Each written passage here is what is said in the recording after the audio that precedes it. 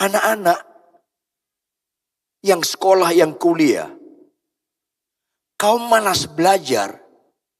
Semua penyembahanmu hari ini gak bermakna di mata Tuhan. Kalau kita malas belajar, kita memuji nama Tuhan. Itu sekedar lip service, ritual tanpa spiritual. Anak-anak, kalau kau melawan mamamu, melawan papamu, pacaran seenaknya, terus menyembah. Mana ada penyembahan seperti itu di hadapan Tuhan? Tunduk kepada Allah, melakukan kehendaknya, itu penyembahan yang sesungguhnya. Tunduk kepada Allah, melakukan firman Tuhan dalam kehidupan sehari-hari, itu penyembahan sesungguhnya. Kalau kita sehari-hari seenaknya hidup, terus kita menyembah, mimpin pujian, menyembah nyanyi lagu rohani dengan terharu-terharu, itu kan mengejek Tuhan. Dan itu banyak. Itulah ayat 22. Karena dikira bernubuat itu rohani tanpa tunduk kepada Allah. Ngusir setan itu rohani tanpa pelaku firman. Sekarang ini banyak. Baca ayat 22 keras. 1, 2, ya.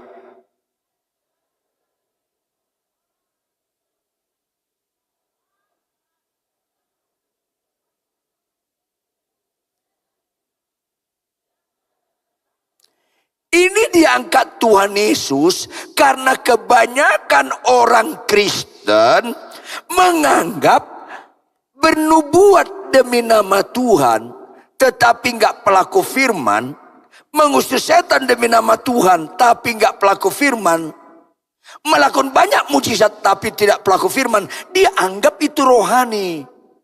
Selain pelaku firman, tidak ada rohani Bapak Ibu.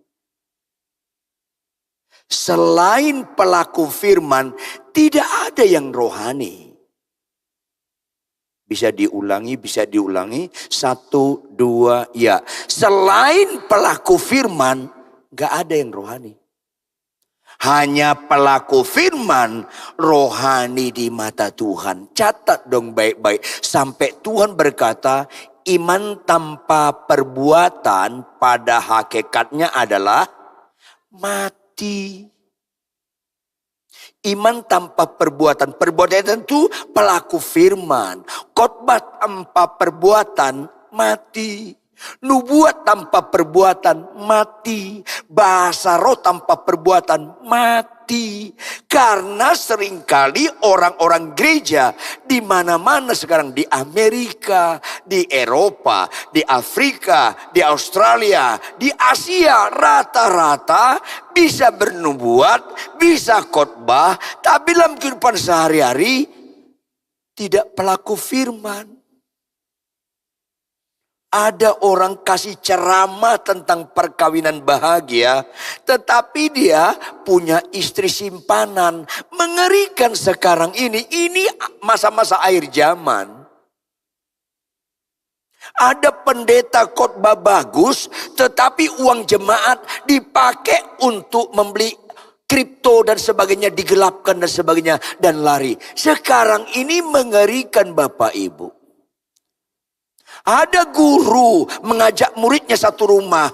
Muridnya ini dilakukan hal-hal yang sangat najis. Mengerikan sekarang ini. Kalau kita nggak ngerti Natal. Natal artinya satu sisi. Karena begitu besar kasih Allah akan dunia ini. Satu sisi. Itu satu sisi. Sisi lain Tuhan sedang jelaskan apa? Karena begitu serius dosa itu. Dosa serius. Lihatlah serius tidak serius satu masalah dari siapa yang turun tangan mengatasi masalah.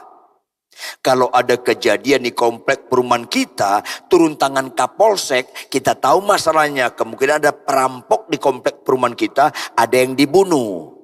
Tetapi kalau ada kejadian di komplek perumahan kita, ada turun tangan Kapolda, parti itu lebih serius. Serius tidak serius satu masalah. Lihat siapa yang turun tangan mengatasi masalah.